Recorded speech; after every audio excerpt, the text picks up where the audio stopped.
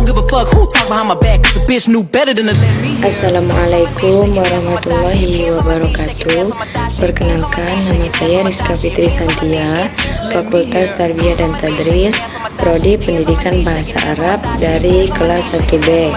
Pada mata kuliah Bahasa Indonesia dan dosen pengampu Ibu Dina Putri Juni Astuti MPD dengan topik sejarah perkembangan dan kedudukan bahasa Indonesia.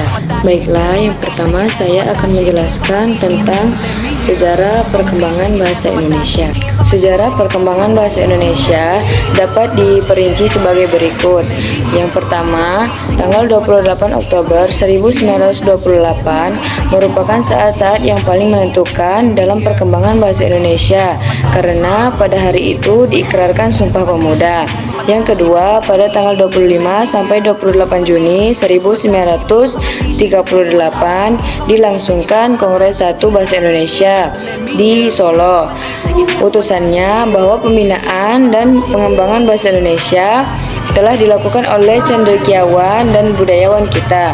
Yang ketiga, pada tanggal 18 Agustus 1945 ditandatanganinya Undang-Undang 1945 Pasal 36 menetapkan bahwa bahasa Indonesia berkedudukan sebagai bahasa negara.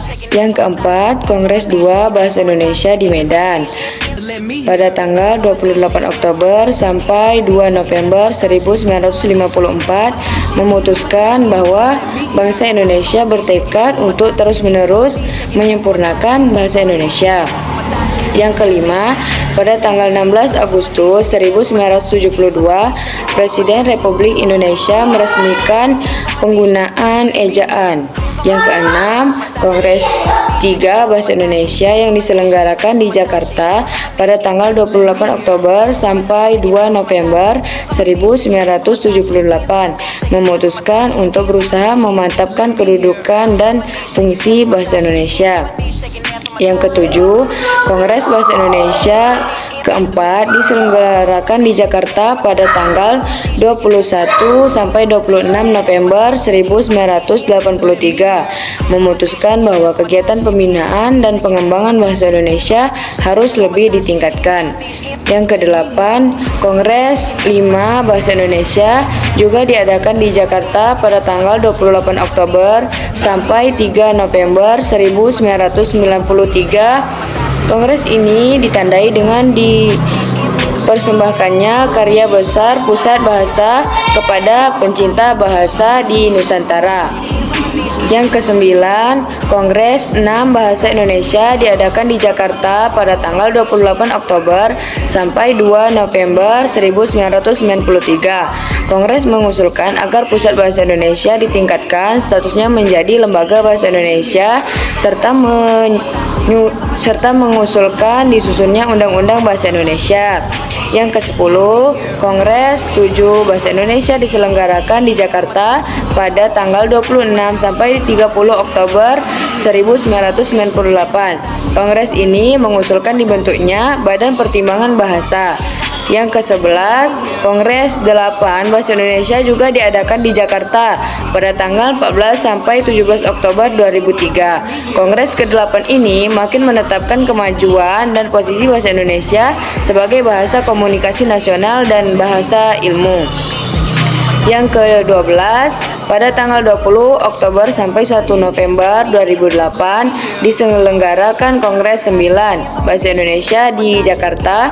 Kongres 9 Bahasa Indonesia memiliki momentum penting karena bertetapan dengan 80 tahun usia bahasa Indonesia dan 80 tahun peringatan Sumpah Pemuda. Baiklah, yang kedua saya akan menjelaskan tentang kedudukan bahasa Indonesia.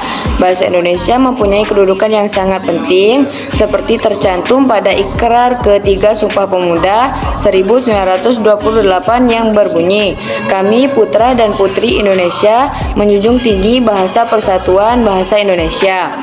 Ini berarti bahwa bahasa Indonesia berkedudukan sebagai bahasa nasional. Kedudukannya berada di atas bahasa-bahasa daerah. Selain itu, di dalam Undang-Undang 1945 tercantum pasal khusus bab 15 pasal 36 mengenai kedudukan bahasa Indonesia yang menyatakan bahwa bahasa negara ialah bahasa Indonesia. Dengan kata lain, ada dua macam kedudukan bahasa Indonesia. Pertama, bahasa Indonesia berkedudukan sebagai bahasa nasional sesuai dengan Sumpah Pemuda tahun 1928. Yang kedua, bahasa Indonesia berkedudukan sebagai bahasa negara sesuai dengan Undang-Undang 1945. Sekian penjelasan sejarah perkembangan dan kedudukan bahasa Indonesia dari saya. Terima kasih. Wassalamualaikum warahmatullahi wabarakatuh.